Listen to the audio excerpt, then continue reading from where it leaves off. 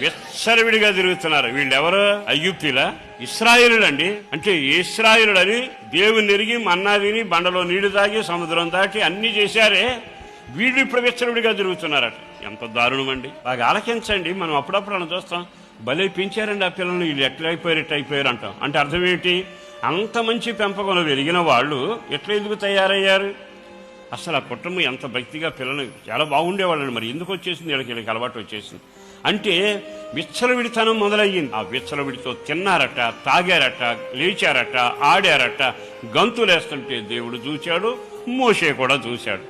ఇప్పుడు ఆయనకి గుండె బాదుకునే బాధ ఇచ్చి అంటాడు కదా, దూడకేమో ఆరాధన చేస్తారా, అక్కడేం పండగ చేస్తారా, ఇక్కడేం విచ్చలవిడిగా తిరుగుతారా, నోటికొద్దీ మాట్లాడతారా, ఇటు వస్తే తినకూడదు తింటారా, అక్కడికి వెళ్ళి దేవునికి సాంగత్యం చేస్తారా, ఇక్కడికి వెళ్ళి కాని పెళ్లి చేసుకుంటారా? విచ్చలవిడి అయిపోయిందిగా. మోషే ఒక కేక వేసి అంటాడు, ఇక్కడ ఎవరైనా యెహోవా పక్షాన ఉన్నారా? యెహోవా పక్షాన ఉండేది ఎవరో తెలుసా?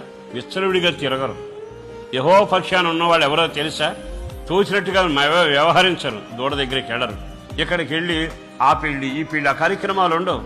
దేవుని సంతోషపరిచేవాడు యెహోవా పక్షాన ఉంటారు. యెహోవా పక్షాన ఉన్నవాడు భక్తిగా ఉంటారు. ఇన్ని గోత్రాలు, 12 గోత్రాలు కదా, కానీ అందరూ పండగలు చేశారు, అందరూ అల్లర చిల్లరగా. అక్కడ ఆ మాట ఎంత దారుణంగా రాశాడో తెలుసా? విచ్చలవిడితనంలో ఉన్నారు. కానీ ఆకాశమందున దేవుడు కేక వేయిస్తే ఒక గుంపు బయలుదేరి వచ్చారు. వీళ్ళెవరయ్యా అంటే లేవీలు. అప్పుడు మోషే చూచి, మీరు పండగకి వెళ్ళలేదా? వాళ్ళతో బలిపీఠ దగ్గరికి వెళ్ళలేదా? వాళ్ళు విందు చేయలేదా? వాడు చేసినట్టు పాటలు విచ్చలవిడి చేయలేదా? చేయలేదయ్యా. మేము మా రక్షకుడిని ఎరుగుదాం, మా కొరకు రక్తం కార్చిన వారిని ఎరుగుదాం, మా కొరకు సముద్రం పాయలు చేసిన వారిని ఎరుగుదాం, మా కొరకు బండలో నీళ్ళిచ్చిన వారిని ఎరుగుదాం, మాకు పేరు పెట్టిన వారిని ఎరుగుదాం, తల వెంటుగా లెక్క పెట్టిన వాడిని ఎరుగుదాం, రెక్కల మీద మోసిన వాడిని ఎరుగుదాం, మా కొరకు ఎరుకోను కూల్చిన వాడిని ఎరుగుదాం, మా జీవితంలో అద్భుతాలు చేసిన వాడిని ఎరుగుదాం. మేము ఆయన ఎరిగిన వారం.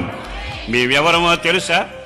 ఎన్ని రకాల మార్పులు జరిగిన విచ్చలవిడితో మేం కలవం. నా దేవుని సంతోషపరిచే భక్తిని కాపాడుకుంటాం. ఏమిటయ్యా మీరు చేసేది? ఏంటంటే మా దేవుని సంతోషపరుస్తాం. ఏమిటి మీరు సంతోషం చేసేది? ఇదిగో విచ్చలవిడితనాన్ని నరికేస్తున్నాం, మోసాన్ని అరికడుతున్నాం, అబద్ధాన్ని కత్తిరిస్తున్నాం, వ్యభిచారాన్ని కత్తిరిస్తున్నాం, దేవునికి విరోధంగా మాట్లాడుతున్న వ్యక్తులను సంహరిస్తున్నాం. అంటే దేవునికి ఇష్టం లేని గుణాలన్నిటినీ మేము చంపడానికి మొదలు పెట్టాము. అపవిత్రతను ఖండించిన వాడిని చూచి, విచ్చలవిడిని ఖండించిన వాడిని చూచి, వ్యభిచారాన్ని చూసి దండించిన వాళ్ళని చూచి ఆయన ఏమన్నాడు? మంచి పని చేశారు, దేవునికి విరోధం లక్షణాలు చంపడానికి ఇష్టపడ్డారు, మీరు దేవుని సంతోషపరిచే పని చేశారు, నా దేవుడు మిమ్మల్ని దీవించునుగా.